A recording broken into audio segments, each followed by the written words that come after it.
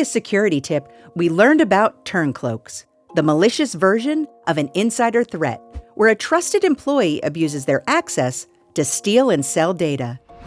If you didn't get a chance to watch that yet, you can check it out in your micro-training library. Now, let's focus on the more common form of insider threats, the pawns. For the best example of a pawn, just look in the mirror. Yes, we as employees are the pawns in a cybercriminal's game of chess. Unlike a turncloak, pawns will generally have no intention of committing malicious activity and have no ill will towards their employer. Pawns are just picked on by cybercriminals, and unfortunately, just one simple mistake can lead to a large breach in the cybercriminal's favor. Some examples of a pawn's risk to an organization include clicking on a phishing email, having a company laptop stolen, or failing to secure a compromised password.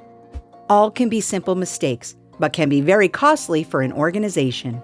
In many cases, pawns are deliberately targeted by cybercriminals to seize their access to data, or are socially engineered to inadvertently provide the cybercriminal with access to another victim who has higher credentials.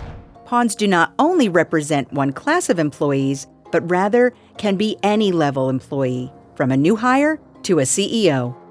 While pawns are common targets of cybercrime, there are many instances of breaches occurring by an employee's blunder, all their own. In many cases, this happens when an employee deliberately sidesteps company policies and procedures for their benefit and causes a breach.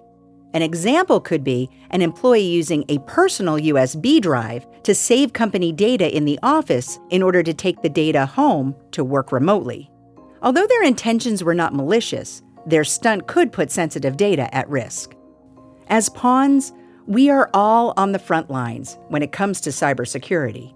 The best defense we can initiate is to continue our training efforts to build up our knowledge.